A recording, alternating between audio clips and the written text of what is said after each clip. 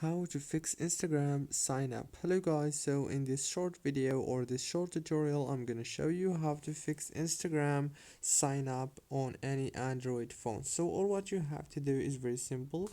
Just go to the settings on your phone, go to the apps, and then go to apps manager. Right here on this page you will find all the apps that you have downloaded on your phone.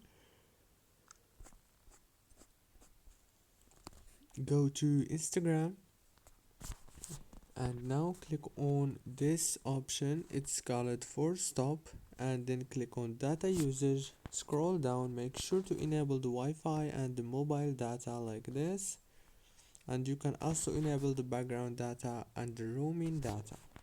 Now the last step you have to do is click on the storage and then click on this option, it's called clear data.